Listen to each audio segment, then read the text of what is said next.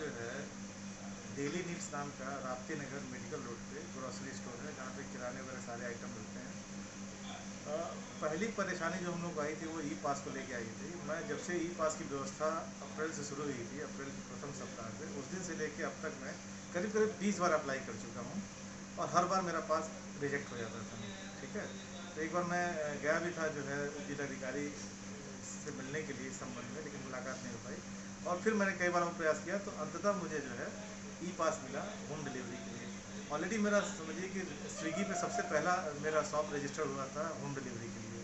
ठीक है, तो पहली दिक्कत ई पास है। दूसरी दिक्कत आ रही है जो समय प्रशासन ने दिया है 11 से 6 होम डिलीवरी के लिए, वो समय भी थोड़ा सा दिक्कत आ रहा है। बहुत सारे कस्टमर के हम लोग सामान डिलीवर नहीं कर पा रहे हैं। इतना मौसम ज़्यादा गर्म है, लड़के भी हम लोग जो रखे हुए हैं डिलीवरी के लिए उनको भी दिक्कत आ रही है। कस्टमर से हम अलग से होम डिलीवरी का चार्ज अगर करते हैं तो कस्टमर ऑर्डर नहीं देते हैं। ठीक है, उसका कारण ये है कि छोटे मोटे कस्टमर लोगों के घर के आसपास जो कॉलोनी में दुकानें हैं उनके पास भी नहीं है और वो मनमाने ढंग से सामान भी भेज रहे हैं, तो लोग वहीं से खरीदारी कर ले रहे हैं और अच्छी दुकानें जो है इसमें पिट जा रही हैं जो नियम से चल रहे हैं। ठीक है, तो दूसरी दिक्कत टाइमिंग को लेके है।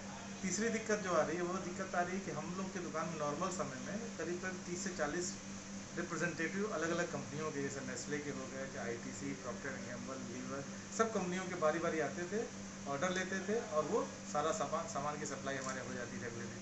वो चेन पूरी तरह से ब्रेक हो गई है। अब इक्का दुक्का कंपनियां ही डिलीवरी कर पा रही हैं, बाकी हम लोग अपने स्टाफ को भेज के माल जो है मंगाना पड़ रहा है डिस्ट्रीब्यूटर के यहाँ से। ये बहुत परेशानी का सिस्टम हो जा रहा है। अगर ये प्रॉपर सारे डिस्ट्रीब्यूटर का माल रेगुलर हम लोग को कम से मिलने लगे तो हम कस्टमर को और अच्छी सेवा दे सकते हैं होम डिलीवरी में, और हम उसको अच्छे से कर पाएंगे।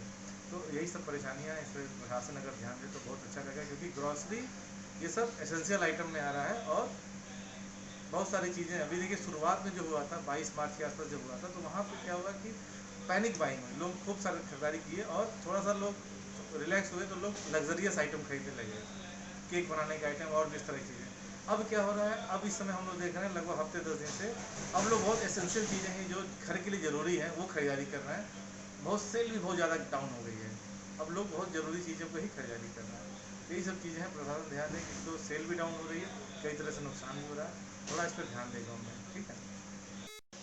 कोविड-19 की महामारी में जहां आप देख रहे हैं कि बहुत सारे व्यवसाय अपने मूलभूत ढांचे को तैयार करने में लगे हुए हैं। बहुत सारे व्यापारियों को ये भी उम्मीद थी कि लॉकडाउन 4 में उन्हें बहुत सारी सुविधाओं के साथ शासन से उन्हें सहयोग मिलेगा, और जो व्यवसाय एकदम ठप सा पड़ा हुआ है उसमें उन्हें खोलने के लिए कुछ न कुछ ऐसा कारगर उपाय शासन के द्वारा किया जाएगा जिससे वो अपनी रोजी रोटी आगे बढ़ा सकें। ऐसे बहुत सारे व्यवसायी हैं, चाहे वो रेस्टोरेंट से व्यापार से हों, चाहे वो घर के सामान के किचन के व्यापार से हों, ग्रॉसरी के व्यापार से हों, या वो किसी भी क्षेत्र के व्यापार से हों, उनको बहुत नुकसान है। ऐसे बहुत सारे व्यवसायी हैं जिन्होंने मानवता का मिसाल दिया और पूरे अपने सारे स्टाफ को परमानेंट सैलरी देते रहे, क्योंकि उनको पता था कि ये महामारी आज हमारे साथ है, कल ये नहीं रहेगी और हमें इन लोगों को सहयोग भी देना होगा।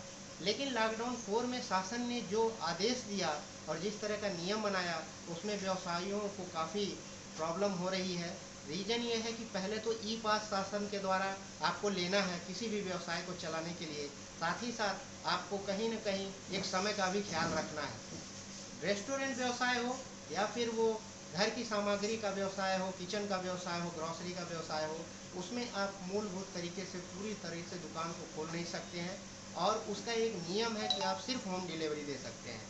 ऐसे में हमारे साथ एक व्यवसायी हैं जिन्होंने अपना दर्द बताया कि उन्होंने पिछले 2 महीनों में कितना लॉस किया, किस तरह से वो अपने लोगों की सैलरी दे रहे हैं, किस तरह से वो इन प्रॉब्लम्स को जूझ रहे हैं, और उनको ये उम्मीद थी कि कहीं न कहीं लॉकडाउन 4 में बहुत सारी रियायतें मिलेंगी, लेकिन वो मिला नहीं। तो मेरे साथ हैं एक यहाँ गोरखपुर शहर के ही व्यवसायी अजीत कुशवाहा जी, जिनका खुद का ग्रॉसरी का भी है और साथ ही साथ ये रेस्टोरेंट भी चलाते हैं। अजीत जी, मेरा प्रश्न ये है कि जिस तरह से आप ये व्यवसाय चला रहे हैं, उसमें आपको लॉकडाउन 4 में क्या क्या उम्मीदें थी शासन से, और किस तरह की उम्मीदों के साथ आप अपना व्यवसाय आगे बढ़ा रहे हैं, क्या क्या दिक्कतें अभी भी आपको आ रही हैं? देखिए, 22 मार्च से जब से जनता कर्फ्यू लगा तब से ही जो है रेस्टोरेंट कारोबार जीरो है, ठप है। जी। जो भी हमारे कर्मचारी हैं वो यहाँ हैं, उनको खाने पीने की रहने की व्यवस्था की गई है। तो उनके जो रहने का जगह उसका भी किराया देना पड़ रहा है, रेस्टोरेंट जहाँ पे है वहाँ किराया देना पड़ रहा है, खाने की सारी व्यवस्था करनी पड़ रही है और ये लगातार चलता आ रहा है। करीब करीब अब ये 2 महीना पूरा होने जा रहा है, तो नुकसान तो सब लोग समझ सकते हैं।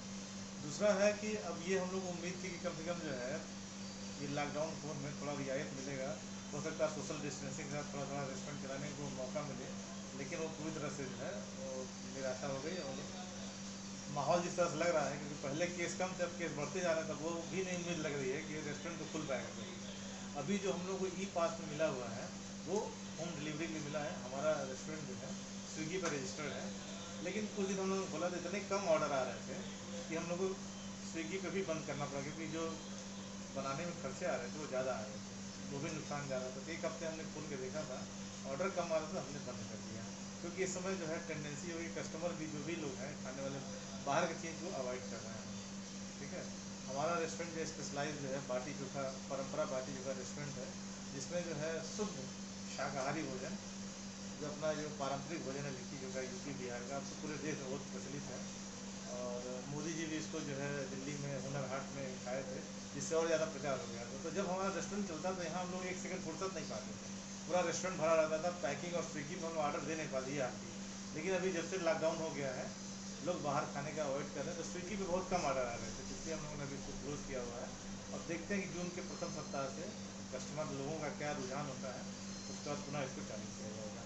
अजीत जी, आपके रेस्टोरेंट में और नीचे का आपका किराने का भी अपना व्यवसाय है, दोनों में मिला के आपके पास कितने कर्मचारी हैं और आप उनको मतलब कितने दिनों से अभी यहाँ पे रोके हुए हैं और वेतन दे रहे हैं? क्या दिक्कत अभी आगे, आप क्या सोचते हैं कि ये दिक्कत आगे जो है जाके कहीं कहीं इसका समाधान निकलेगा या प्रॉब्लम बढ़ सकती है?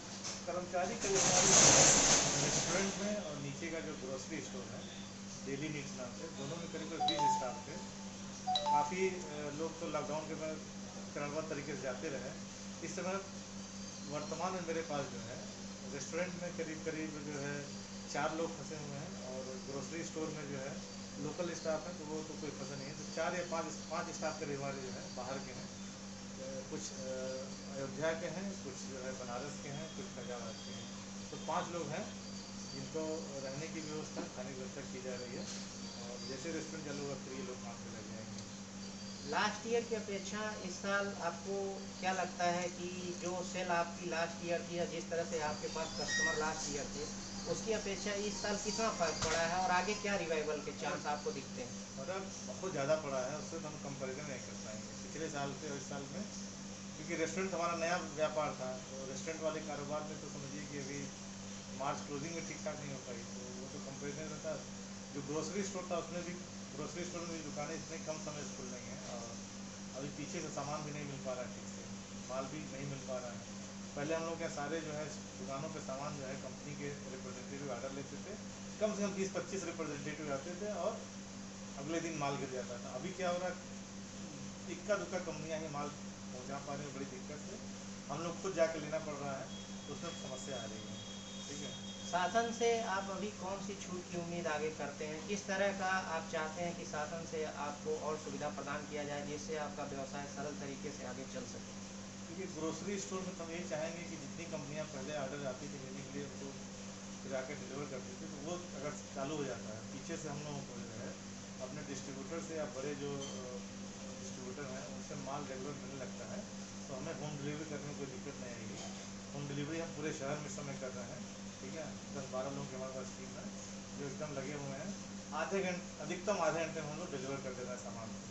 तो शुरू में तो नहीं था, लेकिन अभी एकदम प्रॉम्प्टली केवल होम डिलीवरी हम लोग कर रहे हैं दुकान से।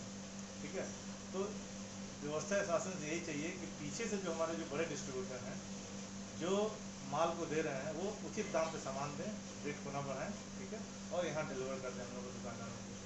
ठीक है, तो उसमें सोशल डिस्टेंसिंग भी मेंटेन रहेगी, और हम लोग अपने यहाँ दुकान से सिर्फ होम डिलीवरी कर रहे हैं।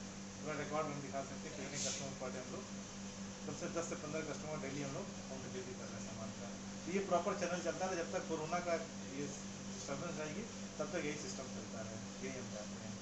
ठीक है, तो ये थे एक शहर के प्रमुख जगह जो हमारा मेडिकल कॉलेज रोड है, वहाँ पे डेली नीड नाम से एक घर के सामान का सप्लाई करने का एक यहाँ पे दुकान है, जो पुराना है दुकान है और काफ़ी अच्छा है इनका सिस्टम है। ये लोगों को घरों तक पहुँचाते हैं सामान, स्विगी से रजिस्टर्ड हैं। साथ ही साथ ये परंपरा रेस्टोरेंट बाटी चोखा के नाम से भी चलाते हैं। दोनों रेस्टोरेंटों में इनका कहना है कि दोनों में मुझे नुकसान होता है, क्योंकि मैंने अपने लोगों को रोक रखा है और मैं उनको सैलरी भी दे रहा हूँ, उनको रहने को भी दे रहा हूँ। तो कहीं न कहीं अगर सारे व्यवसायी इस तरफ ध्यान दें कि जो भी उनके पास लोग सालों से जुड़े हुए हैं, उनकी भी रोजी रोटी का ख्याल रखते हुए और 1-2 महीना अगर उन्हें मदद करते हैं, तो ये एक मिसाल होगी।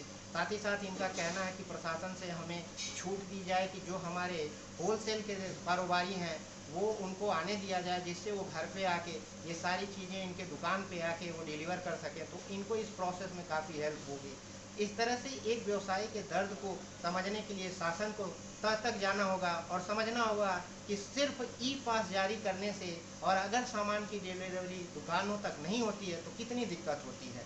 आलोक पांडे, राहुल गुप्ता के साथ ABPS खबर, गोरखपुर।